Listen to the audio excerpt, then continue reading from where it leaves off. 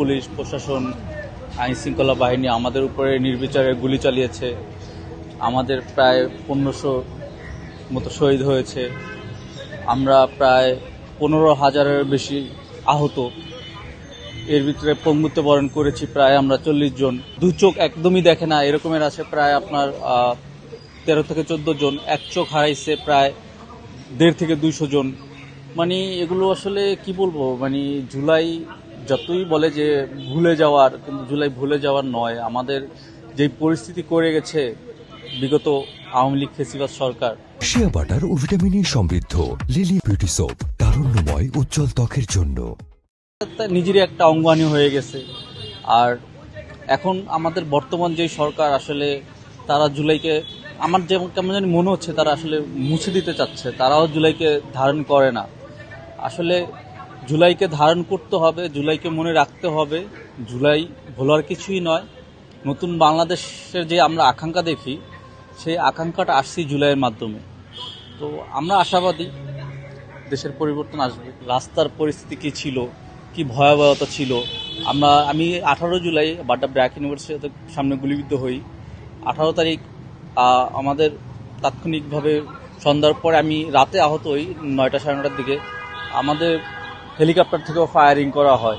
মানে একটা টাইম আমি আহত হয়ে যাই 9টা সাড়ে 9টার দিকে, এক্স্যাক্টলি টাইমটা খেয়াল নেই।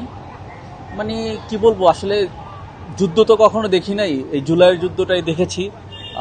একটা দেশের প্রশাসন কিভাবে সাধারণ মানুষের উপরে গুলি করে নির্বিচারে, এটা আসলে মানে ভোলার নয়। 18 তারিখেই আমি আন্দোলনে যুক্ত হই, 18 তারিখে আমি গুলিবিদ্ধ হই। তারপরে আমার যুদ্ধটা ছিল হসপিটালে নিজের সাথে লড়াই, নিজে বেঁচে থাকার লড়াই। মানে এগুলো খুব কষ্টদায়ক। আমি 18 তারিখে আমি আন্দোলনে মানে যুক্ত হই। 18 তারিখ আন্দোলনের গত অবস্থায় রাতের বেলা আমি গুলিবিদ্ধ হই।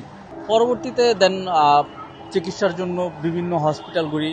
ফরাজি হসপিটাল ওইখান থেকে রিফিউজ করে দেয়। তারপরে ঢাকা মেডিকেল থেকে আমাকে আবার হৃদরোগে পাঠায়। হৃদরোগ থেকে আবার পঙ্গুতে, নিটোরে, ওইখানে দেন রাত্রের বেলা চিকিৎসা হয় না। মানে এগুলো আসলে ভাই অনেক বড় কাহিনী। এগুলো আসলে মানে আমার যেই কাহিনীগুলো, এগুলো তো প্রায় মাসের পর মাস চলছে। এগুলো তো আসলে সংক্ষেপে বলাও যায় না।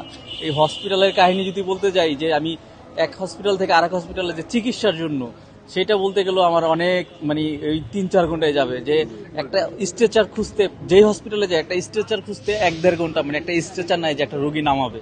এই হলো হসপিটালের পরিস্থিতি। চিকিৎসাটা সেটা পরের ব্যাপার। আগে তো আমার হসপিটালে প্রবেশ করতে হবে। আমার তো পায়ে গুলি খেয়েছে, আমি লড়তে পারি না, আমার অবস্থা খুব খারাপ।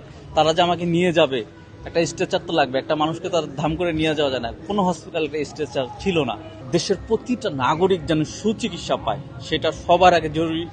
আর প্রতিটা মানুষের নিরাপত্তা, ঠিক আছে। নতুন বাংলাদেশে এইভাবে যে খুন হচ্ছে, এইভাবে যে ধর্ষণ হচ্ছে, এইভাবে যে সন্ত্রাসী হচ্ছে, চাঁদাবাজি হচ্ছে, এটা আমাদের জন্য কাম্য নয়। এগুলো পরিহার করতে হবে। প্রতিটা জনগণ যেন সুষ্ঠুভাবে বসবাস করতে পারে এই দেশে। আর প্রতিটা মানুষের সুচিকিৎসা চাই। এই দুইটা সবার আগে সরকারের জোর দেওয়া উচিত। আমাদের দেশের মানুষ খেটে কর্ম করে খেতে চায়, কারো কাছে মানে হাত পাততে চায় না। আসলে গুলি খাওয়ার কোনো অনুভূতি নাই। আমরা মাঠে ছিলাম যখন ফায়ারিং হচ্ছে, তখন তো সাউন্ড হচ্ছে ভীষণ। আর আমি তো বুঝতে পারি না, আমার মানে যখন পায়ে গুলি লাগে আমার পাটা ব্লাস্ট হয়ে যায়, এরকম একটা অবস্থা।